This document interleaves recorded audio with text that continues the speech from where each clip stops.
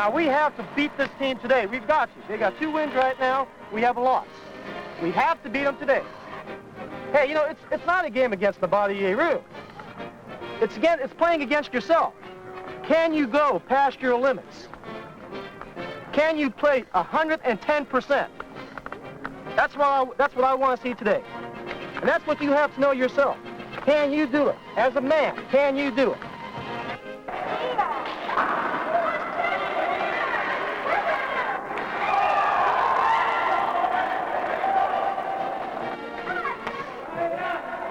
If he's against those boards, let him have it. Don't ever miss that opportunity. If he against the boards, let him have it if he's got the puck. Put him. Right. If he's got the puck, man, you can just let him have it as hard as possible. Put him right out of play.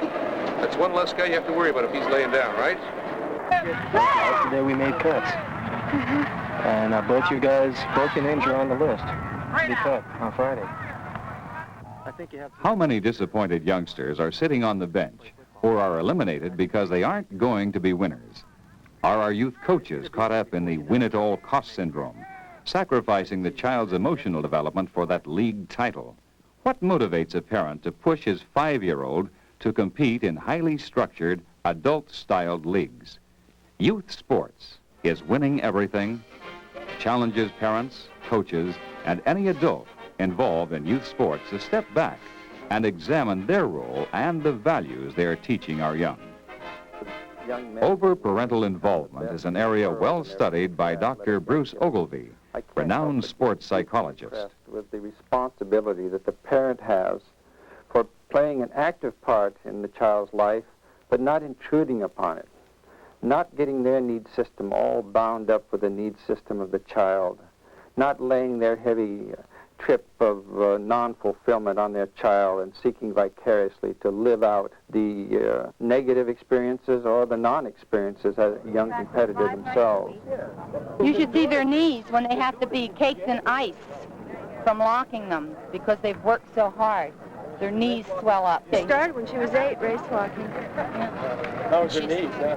She had to wear ace bandages on them because you're locking them constantly and throwing them back. And it's just not your knees, it's your hips, too. It's hard work. I think one of the situations that sometimes comes out of competitive sports that can end up in a possible ugly type of situation is where the parent is a pusher and is pressing that youngster to succeed all the time and succeed in along a certain line that the parent has set up for the kid, in which maybe the youngster himself has not really played a deciding or an important role on which direction they're going, and the parent has set up the direction that the child is supposed to be headed in. And when you get the parent pushing the youngster going in that direction, I think you have a very potentially explosive situation on your hand. And I think the parents at this age, though, should be brought into it, not because the youngster is incapable of establishing their own personal goals, but the parents are part of their development, and they themselves can be excellent guides if you can do something about guiding the parents a little bit.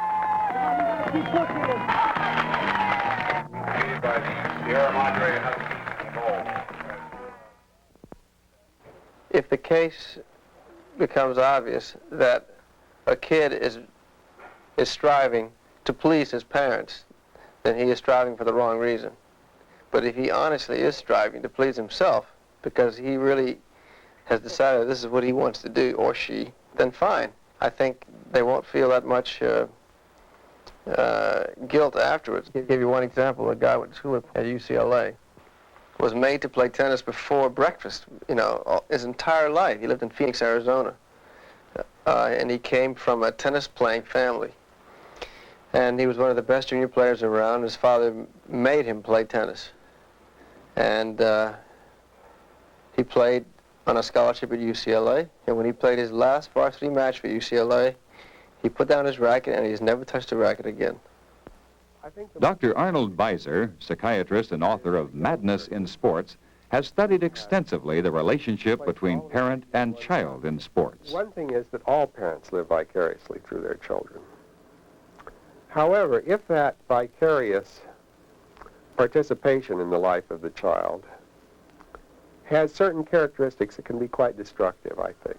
If the parent withholds his interest, his love, and affection, if the child does not win or succeed in sports, the child has a doubly difficult time. Not only does he have the unhappiness of not having won, but he has lack of support from his family. When I didn't do well, I felt that I wasn't, loved, or I wasn't as big in my father's eyes as I was when I won, you know. And that's a pretty big burden for a young girl to take. We talked with some of America's best women swimmers from the past several years about their development as world-class athletes. A number of these women won Olympic medals, and all were national champions. I did not do as well as I wanted to do. I would just be totally depressed, and the whole depression would affect, you know, your whole family, because of the attitude that your parents would project, you know, really was a carryover. And it got so I had a fear of getting up on the blocks, more of a fear of failure, as opposed to, you know, just doing the best I could.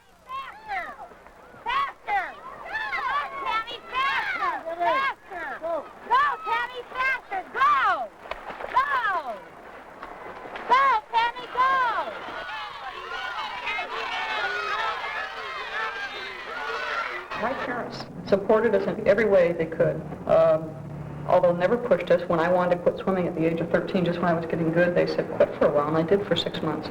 But I came back on my own. I think I had to develop my self-motivation. But I think that at that age, you know, it has to be, you have to work into it yourself. Your parents have to support you. They have to equalize the pressure that you're getting at the swimming pool. The coach needs to help educate the parents. I get lots of parents who call me. We take about a 2.5-month break, and I had a parent call me just today and said, Tom, he just hates being out of the water. You know, can I take him somewhere else? Can I get him in the water? I said he needs this time to get into school and get his social life going a little bit, you know, to experience. He's only 12. I said he needs the time to build up his body physically and mentally. I said it's not going to hurt him. He needs the time to be a kid.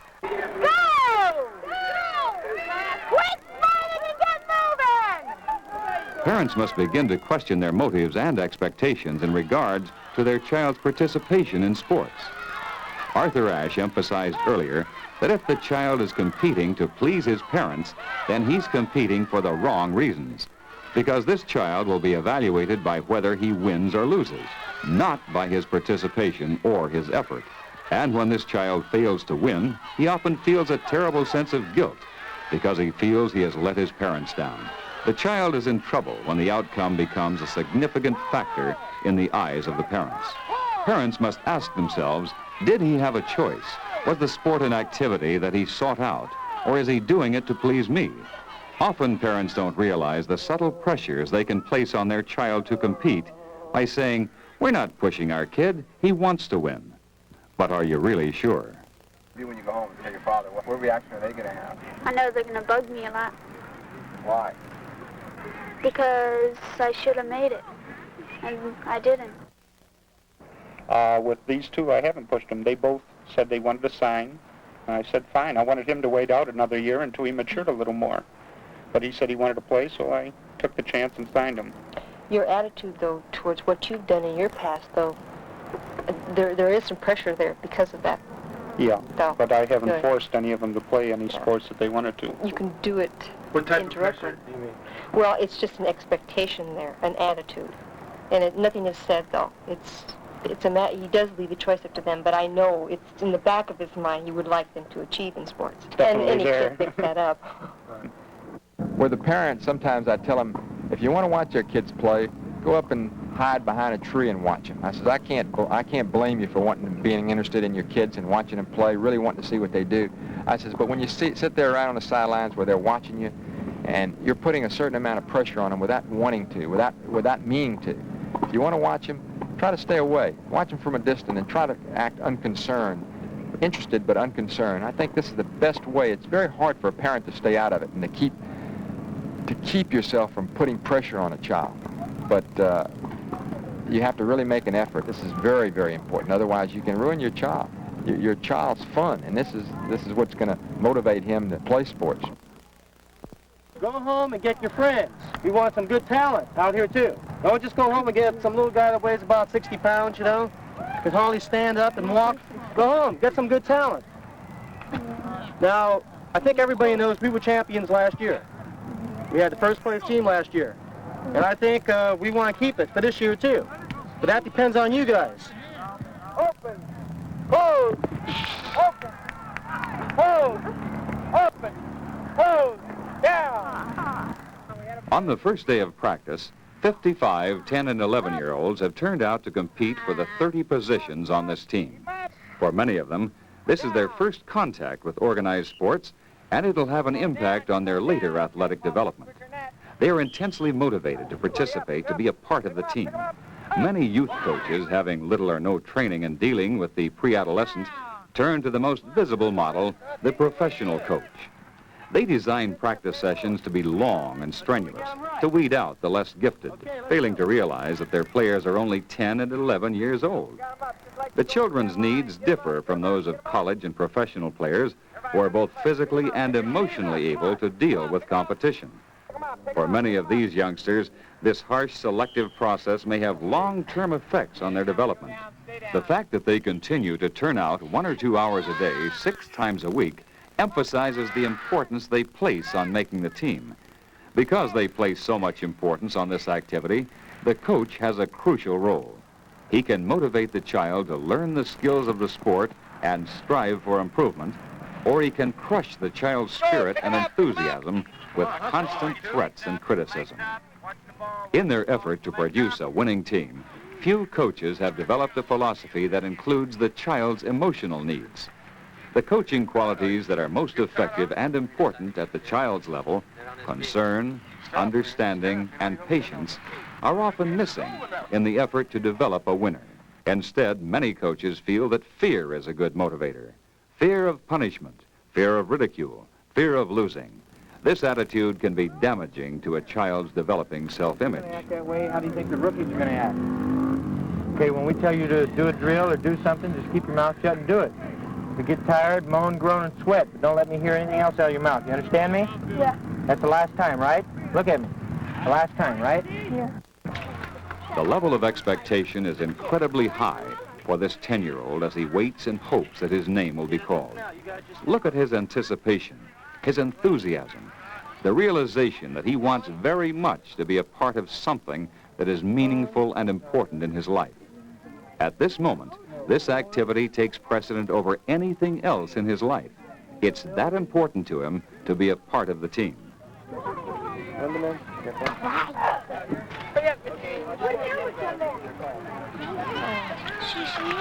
Right away. Hey, you guys get back? I'll do it. It's one act.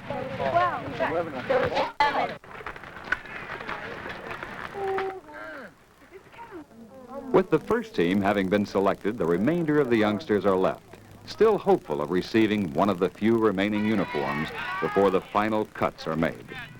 The responsibility of the coach is to develop a lifelong interest in sport participation, not to drive out youngsters or weed out the untalented or the slow maturing. Oftentimes the coaches that are involved are only able to relate back to their past experiences, which often deal with adults. When you're working with children, you've got a very young foundation emotionally. They're trying to learn values as they go along. It's important that they have a very positive experience out of this. Go! Come back here, boy. Since you standing up there anticipating that, I'm going to kick you. Go! Go! Oh. Yeah, it's kind of hard on your neck, huh? Go!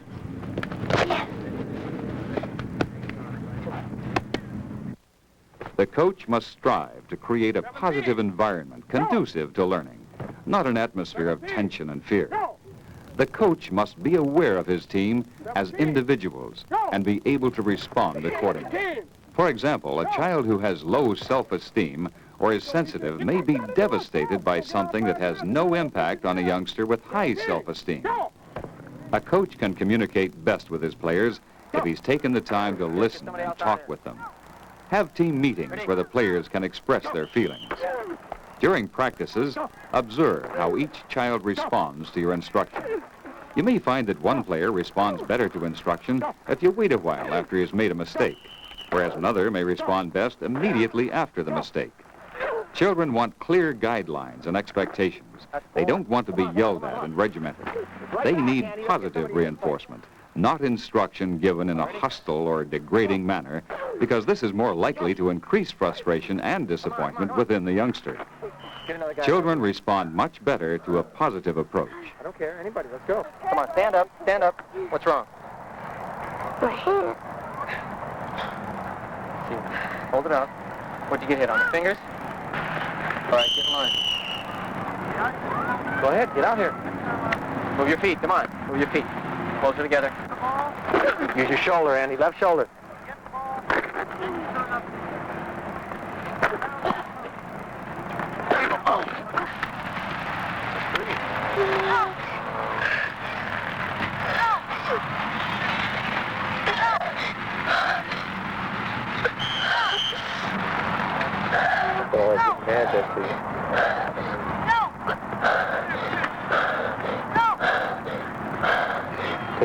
Take your helmet off, huh?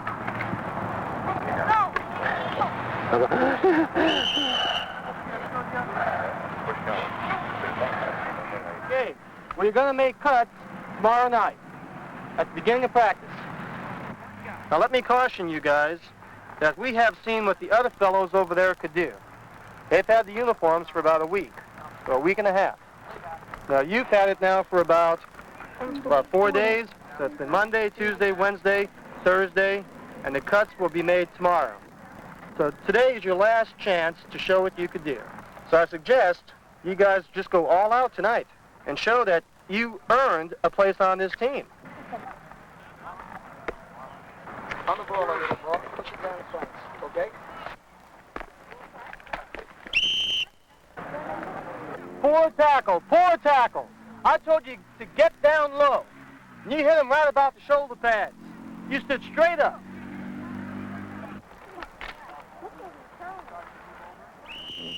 Drive your feet, Andy. Hey, come here. What's the helmet on your head for? I want you to curve inside the cone. Go again. So that you can tackle just with one arm? No, come on. I warned you about this last week. And those boys are, let's see, Mike Martino. It's not going yet. Steve Moulton. Mosley. Okay. Well, just leave it here for now. Yeah, take off your stuff and just leave it here. Okay, the rest of you guys line up for calisthenics. Let's go! Up, one, down, up, two, down, up, three, down. Here at San Jose State, we've done only about 5 pieces of work investigating what happens to children or how children feel that are eliminated from a program. But the most profound insight was in terms of the fact that the children in youth programs that had the highest probability of being eliminated from the program were children who probably would have benefited most. For instance, the child who is a little emotionally unstable, the child who has an inordinate fear of failure, he is eliminated from the program, and the child who's a little bit on the slow learning side. So you take those 3 factors together and you say sport for all and equal opportunity. What we actually see is this vicious selective factor going on at every level in the young child's developing life.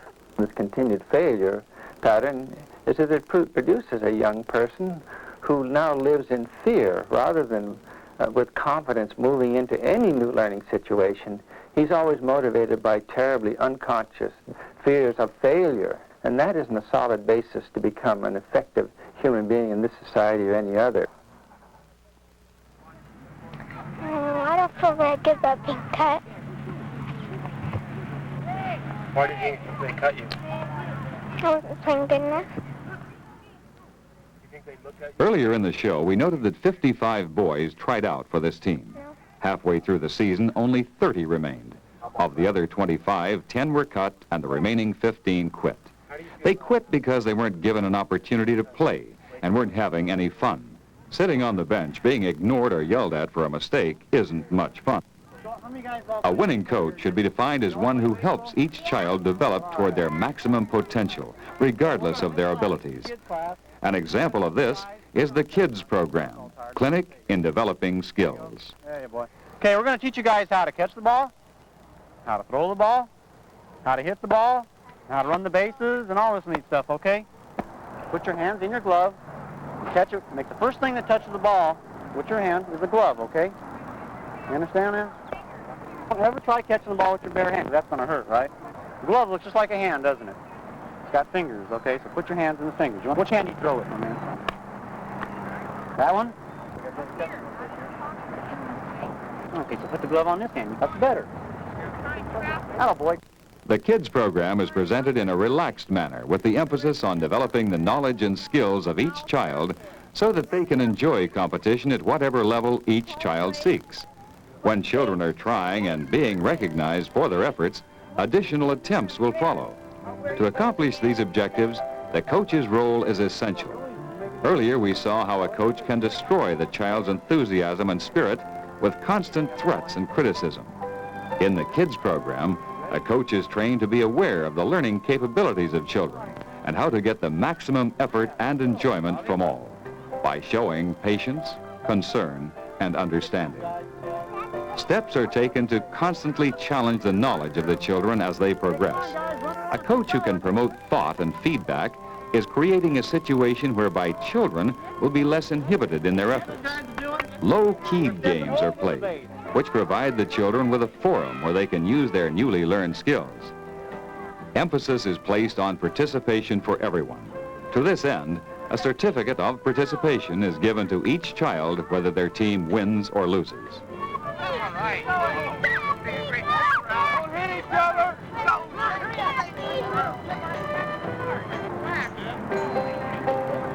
Good. Okay, Danny, can you throw it all the way? See you throw it all the way. All right, good one.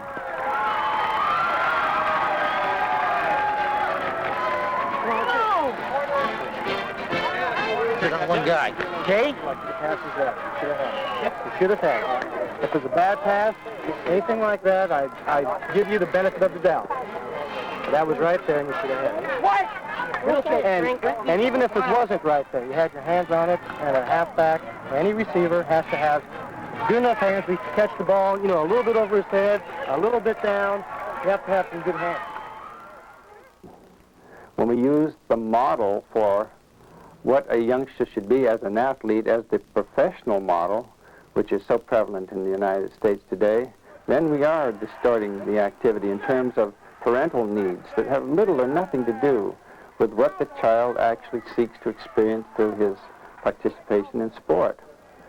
When we get stands filled with clamoring people who are berating the umpires, who are actually recruiting athletes from different districts at the age of 10, who are building publicity around their young athlete, one very, very quickly sees that the child himself is lost in the maze of needs of the coach, the promoter, and the over-anxious parent.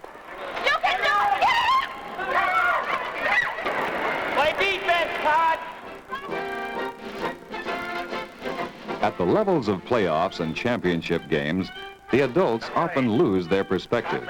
At this level of competition, everyone becomes only concerned with winning that championship. The game becomes so important that the youngster feels that he's letting down his parents and his hometown if he loses. Suddenly we put a tremendous burden on the youngster to have his performance mean so much to so many people. The American Academy of Pediatrics and the American Medical Association urges that the recreational values rather than the competitiveness be emphasized. They deplore high-pressure contests, playoffs, all-star contests, and finally, but most important of all, exploitation of children in any form. Both of yours. I don't care who gets it, run into each other. If you guys would have ran into each other, you would have had an out. You would have hit and fell on the base. Ronnie, you got to bump him out of the way. You're bigger than him. Run at the ball, pick it up, and hit him in the mouth with it. Get the out. Even if the guy's on your own team, now get tough. When the ball's hit, it's yours, right? So catch it. Give us a. We don't want any prima donnas out there. Come on, we gotta get a run now. Mother's not going to get mad if you get the uniforms dirty. I'm going to get mad if you lose the game.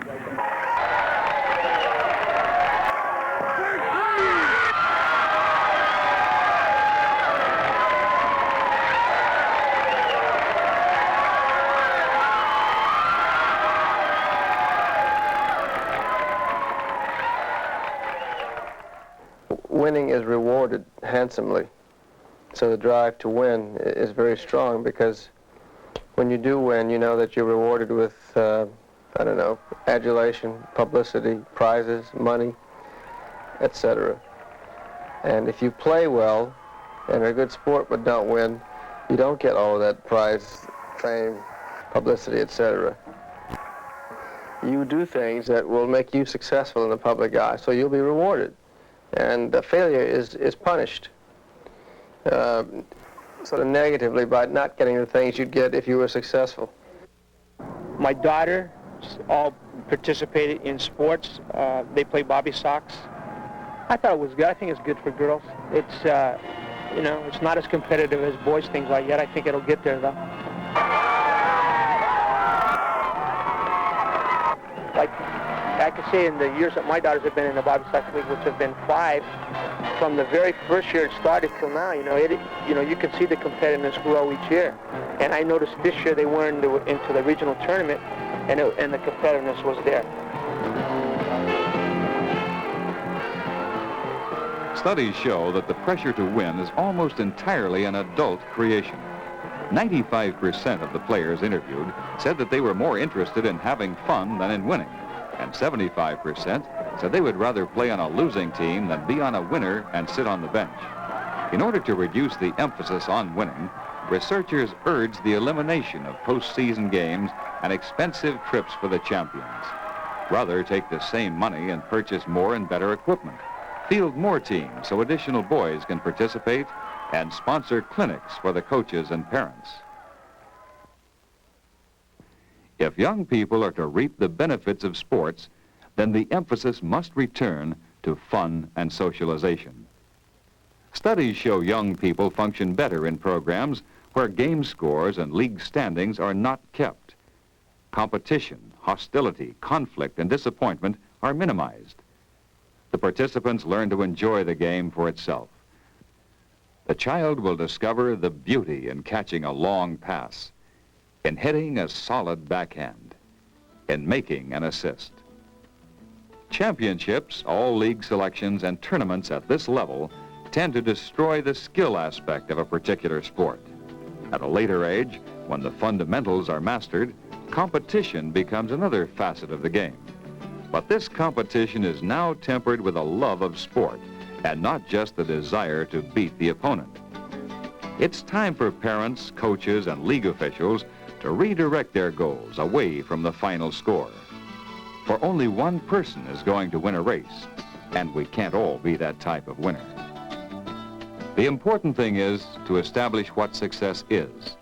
Maybe he finished dead last, but he has improved his time from the week before. That could be success for him. Success is relative at this age. The important thing is for us to point out that he is achieving some sort of success, or better yet, for him to identify what success is, and for us to help him achieve it. Winning really isn't everything.